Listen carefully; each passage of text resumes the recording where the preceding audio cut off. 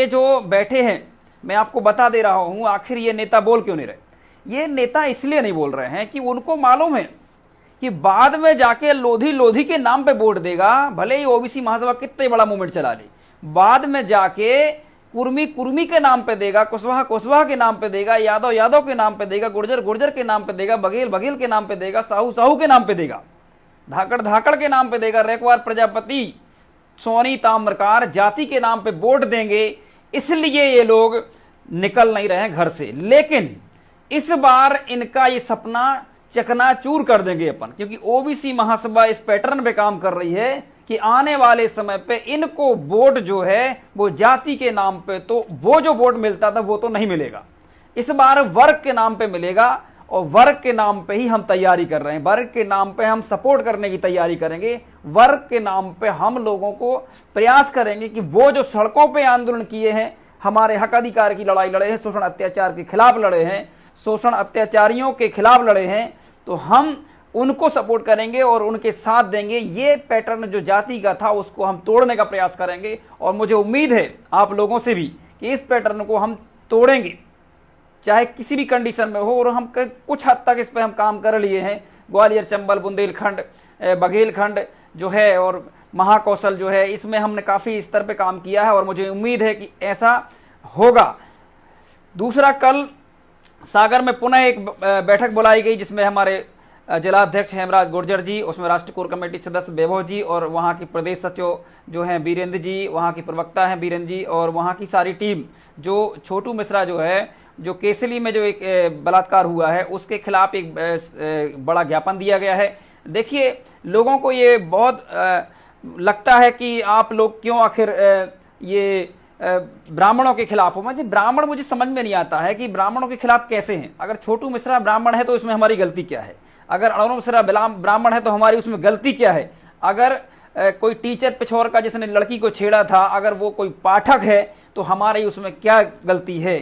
अगर अन्य केसों में भी, जैसे कि 4 महीने पुरानी खबर चलाई गई, और मुझे कोई दिक्कत नहीं है कि लोधी समाज के लोग छुआछूत करते हैं, मैं तो उस एरिया का रहने वाला हूं कि आज भी वहां छुआछूत चलता है। आज छुआछूत वहां रेखवार प्रजापति से कर रहा है, प्रजापति लोधी से कर रहा है, लोधी साहू से कर रहा है, साहू ताम्रकार से कर रहा है, सोनी कर रहा है, लोधी कुर्मी से कर रहा है। ये सब सारी चीजें चल रही हैं और वो सब ST SC से कर रहे हैं। SC SC वाले भी, उनमें भी जाति पाति का काम चल रहा है। तो ये कोई बहुत बड़ी बात नहीं है और हम उसकी लड़ाई लड़ने को तैयार हैं कि ये कुप्रथा जो है, आपको बताऊं ये कौन दिए हैं। जाति के नाम पे अपने आप को श्रेष्ठ बना के कौन पूजे जाते हैं, ये पहले तो हमें उसकी बात करना चाहिए कि आखिर जाति के नाम पे कौन श्रेष्ठ और इनको किसने श्रेष्ठ बनाया, और ये उस श्रेष्ठता को बचाने के लिए हम लोगों को जातिवाद क्यों बनाए हैं, ये सारी चीजें आपको समझना होंगी।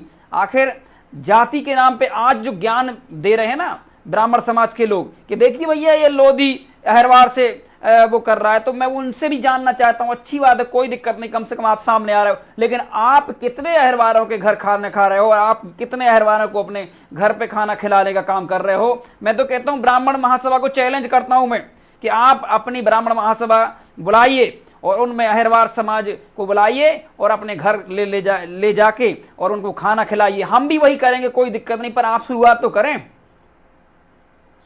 तो करें। मुझे मालूम है कि जब वैभव सिंह जी ने, जब दमोह में एक मामला था अहरवार समाज का घोड़ी पे चढ़ने वाला, तो उसमें लोधी समाज के कुछ लोगों ने, कुछ कुर्मी समाज के, कुछ अन्य समाज के लोगों ने विरोध किया था।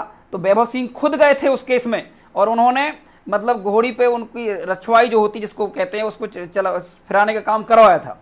लेकिन बात यह है कि लोधी कर रहा है। अरे तुम जाओ गांव में, बुंदेलखंड के हर कोई जात एक दूसरे से ये छुआछूत कर रही है, लेकिन ये दिया गया उसका जहर है जो जाति के नाम पे सबसे श्रेष्ठ बना हुआ है। इससे उम्मीद मैं कह रहा हूं आप लोगों को, डरिए मत और ना ही इस कुप्रथा से घबराना है। ये कुप्रथा को जड़ से खत्म करना है तो उसका सामना करना पड़ेगा। ये नहीं कि लोधी कर रहा है तो लोधी समाज के लोग कहें कि भैया मैं तो अच्छा हूं, मैं तो नहीं करता हूं। नहीं, ये हो रहा है और ये होता है और हो रहा है, इसलिए हमें इसका विरोध करना है।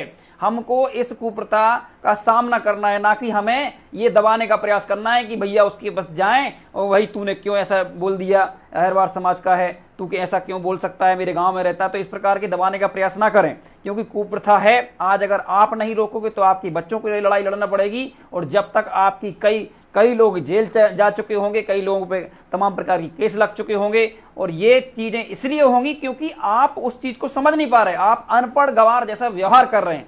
अगर आप समझ जाएं कि इंसान इंसान होता है, इंसान छोटा बड़ा नहीं होता है, इंसान में सब में दिमाग है, अगर उसको अच्छी शिक्षा दी जाए, एक स्कूल में सभी को एक जगह डाला जाए, तो वो बच्चे सारे के सारे एक प्रकार के होंगे। ऐसा नहीं, छोटा मोटा अंतर पड़ेगा, लेकिन इसका मतलब ये नहीं है कि कोई अहरवार है तो वो नासमझ होता है, पढ़ने में कमजोर होता है, या कोई लोधी है तो वो ब्राह्मण से कमजोर होता है या किसी से कमजोर होता है। ऐसा कुछ नहीं है, कोई किसी से कमजोर नहीं होता है। उसको क्योंकि सुविधाएं उपलब्ध नहीं हुई, शिक्षा उपलब्ध नहीं हुई, उसको दबा के रखा गया, उसको उसके साथ शोषण अत्याचार किया गया, इसलिए ये सारी चीजें हो रही हैं।